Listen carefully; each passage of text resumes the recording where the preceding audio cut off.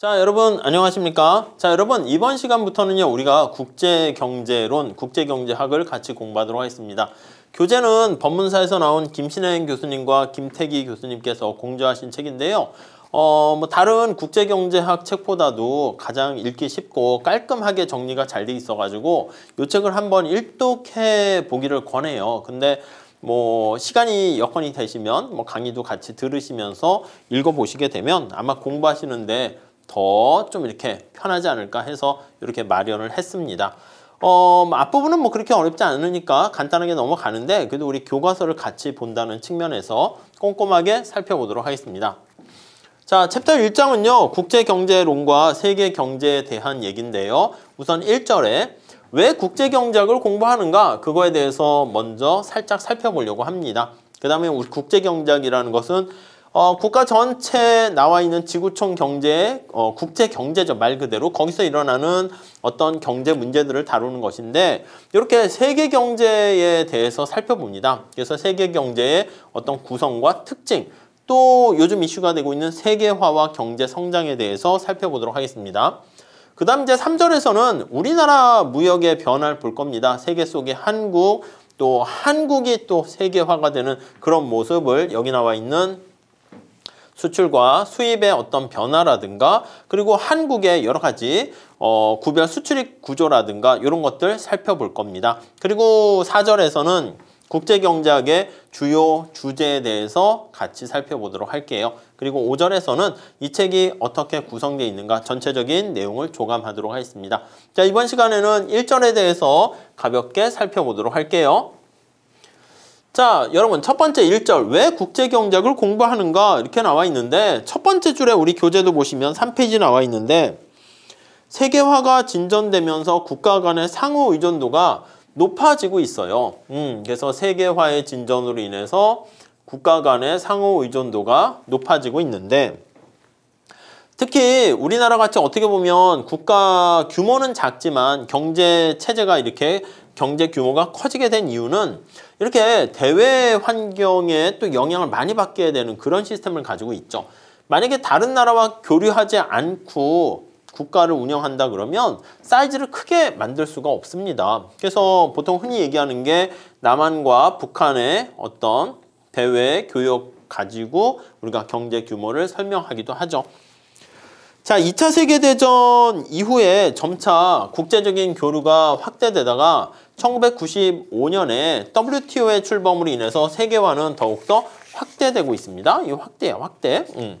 한 국가 경제는 다른 국가의 어떤 경제 상황에 의해서 서로 영향을 받게 됩니다. 특히 여기 나와 있는 환율 영향을 받습니다. 우리 4페이지에 가보시면은 여러분 뒤에 나중에 하겠지만 환율이 상승한다 이렇게 되면 이 달러의 가격이 비싸지는 거야. 그럼 외국의 물건 가격이 비싸지는 거죠. 그래서 거의 두 번째 줄에 보시면 수입품의 가격이 비싸지는 거야. 수입제의 가격이 비싸져요. 그러니까 상대적으로 우리나라 상품이 수출품의 가격이 싸지는 거야. 그러니까 수출이 잘 되겠죠.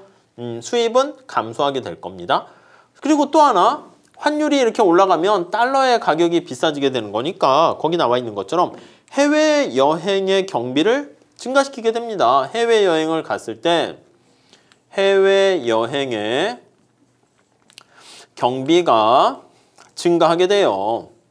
아니 생각해 보세요. 만약에 1달러가 1,000원이었을 때 우리가 1달러짜리 비용이 이제 드는 여행 상품을 가게 되면 1,000원만 있어도 되는데 1달러에 1,500원으로 올라가게 되면 1달러짜리 여행 상품이 있다라고 하면 1,500원을 가져가야 되니까 우리나라 사람 입장에서는 여행의 경비 부담이 더 높아지게 된다라는 걸 알 수가 있겠습니다. 반대로 환율이 하락하면 반대가 되는 거니까 그거는 그냥 간단히 그대로 보시면 되겠고. 자, 다음에 유가의 변화도 경제 전반에 큰 영향을 미치게 됩니다. 자, 네 번째 줄에 나와 있죠. 국제 유가가 상승했어요. 유가 석유 가격이 상승했습니다. 상승하게 되면은 자, 어떤 영향을 미칩니까? 자, 운전자의 부담을 늘리고 그쵸? 운전하는 사람은 휘발유 가격이 올라가니까 운전 종사하는 사람은 휘발유 가격의 상승으로 부담이 증가하게 됩니다. 상승하게 됩니다. 네, 이해 가시죠?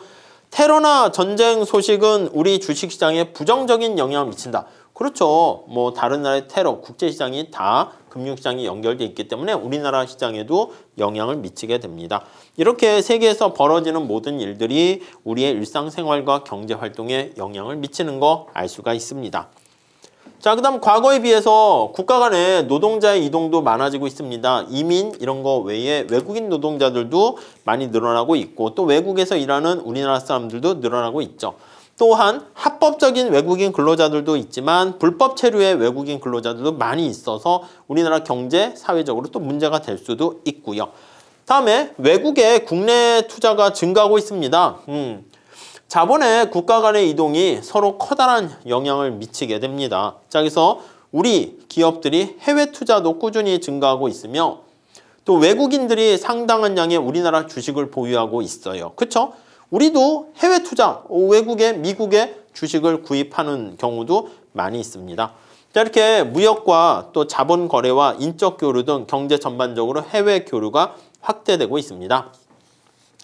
자, 이게 바로 우리는 개방 경제라고 합니다. 오픈 이코노미라고 하죠. 그래서 거기 세 번째 단락에 보시면 교재 수많은 경제 현상이 세계 경제와 관련이 있게 되고 자원이 풍부하고 규모가 큰 어떤 미국이나 일본과 같은 국가보다는 앞에서 얘기했던 것처럼 규모가 작고 자원이 부족한 우리나라 같은 국가에서 세계 경제의 영향은 굉장히 더 크게 일어난다라는 것을 보시면 되겠습니다. 자, 국제경제학은 도대체 뭐를 다루는 것입니까? 라고 하면요. 말 그대로 세계 경제에서 일어나는 모든 현상을 연구 대상으로 하게 됩니다. 특히 복잡한 경제 현상 속에서 여러 가지 법칙을 발견해내는 거예요.